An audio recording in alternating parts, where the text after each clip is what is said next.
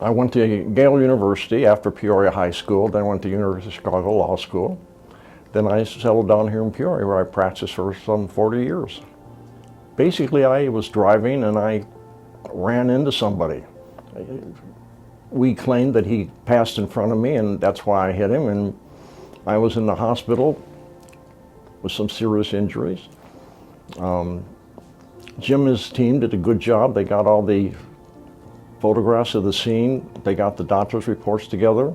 They followed my progress in terms of my physical recovery. They did doctor's depositions, which were very well done, and those are the essential point of all of these types of injury cases. I had known Jim. I had worked with him on other cases. I had seen his work. I knew that he was a professional in what he does. One of the things you look for is somebody who has experience and has had good results, and Jim is that person. That's why I went to him. I knew he'd do a good job, and he did. Well, my wife fell down a ravine that had been loosely sodded by people who were doing some construction in the ravine. She fell down, hurt herself, took her to the hospital. Eventually Jim handled her case because he'd done so well with mine, and we got a satisfactory settlement out of that as well.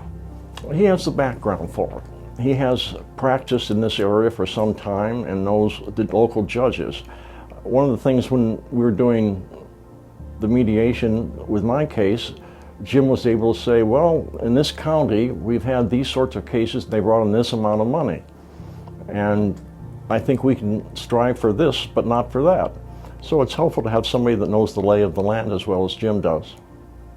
My wife's was a little bit more unusual because of the circumstances of her fall. There's a lot of question about if the soil was compacted properly, if there were rocks around where she was, if there were any warning signs and that sort of thing up there.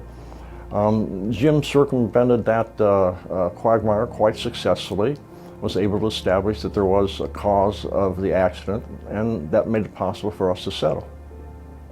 Attorneys like to be organized, and Jim is very organized. And I look at that whenever I'm looking into an attorney's practice and how he runs things. Does he have good staff? Do they keep good notes? Do they get all the proper questions in? Do they keep the records clean so you can get at them quickly?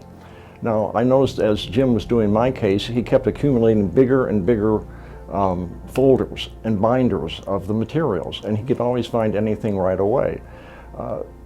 That's quite a difference from somebody going to their office and they have to spend half an hour going to the files to find the information that you gave them last week. Jim's not like that. He has his mind on the things and he's able to take care of it and take care of you at the same time. Jim has a highly trained staff. It's one of the things that makes it possible to run his organization as he does. You can't have a good law practice if you don't have a good staff. It's important now, and it's difficult to get and keep those people. So when you see that Jim has the office of people that he has, you have to be impressed by it.